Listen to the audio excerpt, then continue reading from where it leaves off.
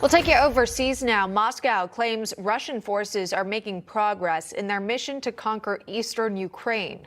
The Russian Ministry of Defense said its troops broke through 2 Ukrainian defensive lines in the region and pushed back Ukrainian troops about 2 miles. It's forcing Ukraine to leave behind fallen soldiers and millions of dollars worth of equipment. Now Ukraine is once again asking for more military aid. Ukrainian President Volodymyr Zelensky saying, quote, "That is why speed is of the essence. Speed in everything, adopting decisions, carrying out decisions, shipping supplies, training. Speed saves people's lives," end quote. Bryan Steil is a Wisconsin Congressman on the House Financial Services Committee and is with us now. Sir, welcome, and thanks so much for coming on today. The war in Ukraine is nearing the 1-year mark. What do you take away from these latest developments from the battlefield?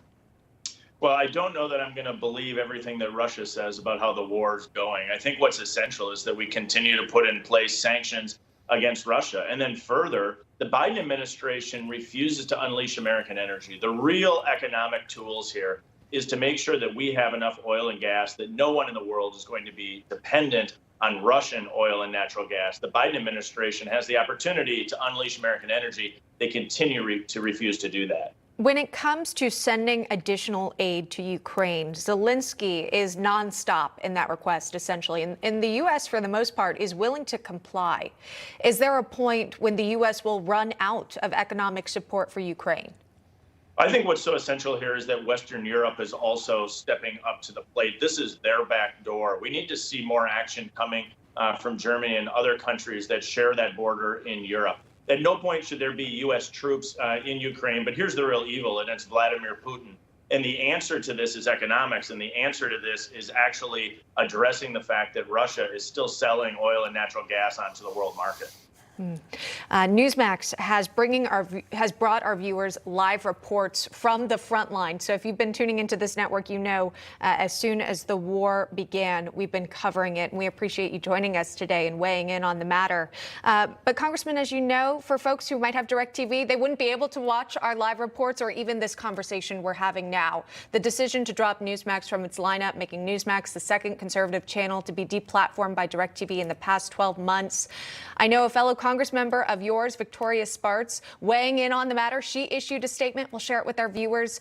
She said the issue of deplatforming Newsmax and removing other non-conforming accounts by large communication oligopolies is not just an issue of censorship spreading like the plague in our country, but also an issue of government-created, protected, and subsidized monopolies turning us into an oligarchy.